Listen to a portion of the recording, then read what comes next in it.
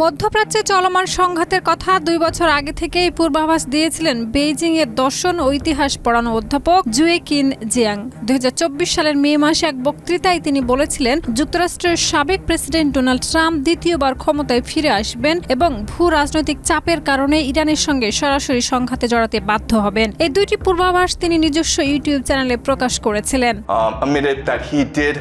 বর্তমান পরিস্থিতিতে জিয়াংয়ের সেই অনলাইন বক্তৃতা সামাজিক মাধ্যমে নতুন করে ভাইরাল হয়েছে। তার দুটি পূর্বাভাস ইতিমধ্যে সত্য প্রমাণিত হওয়ায় অনেকেই তাকে চীনের নাস্তাদামুস বলে অভিহিত করছেন।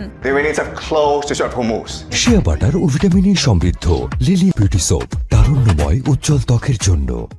জিয়াং মার্কিন প্রেসিডেন্ট সম্পর্কিত 3টি ভবিষ্যৎবাণী করেছিলেন, এর মধ্যে 2টি ইতিমধ্যেই সত্য হয়েছে, তবে তৃতীয়টি এখনো অপেক্ষমান। সবচেয়ে গুরুত্বপূর্ণ এই তৃতীয় পূর্বাভাসটি ছিল মধ্যপ্রাচ্যের এই সংঘাতে যুক্তরাষ্ট্র পরাজিত হবে এবং রাষ্ট্রটি ধ্বংসের পথে যাবে।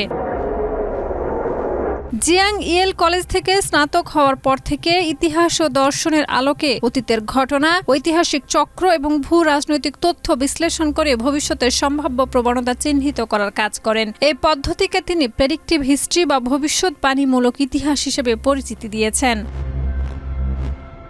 জিয়াংয়ের মতে ইরানের সঙ্গে চলমান সংঘাত শুধুমাত্র সামরিক সংঘাতেই সীমাবদ্ধ থাকবে না, এতে মধ্যপ্রাচ্যের অন্যান্য দেশও জড়িত হতে পারে এবং তেহরান ও ওয়াশিংটনের বিবাদ রূপ নেবে রক্তক্ষয়ী ও বিপজ্জনক ভূ-রাজনৈতিক সংঘর্ষে। এর ফলে বিশ্বব্যাপী জ্বালানি সরবরাহ ব্যাহত হবে, যা আন্তর্জাতিক আর্থিক বাজারকেও প্রভাবিত করবে।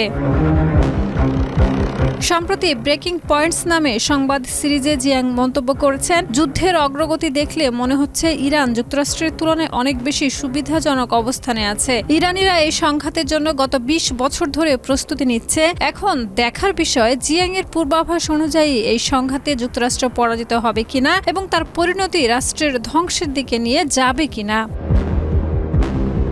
শাহিদা রুবি, মাই টিভি।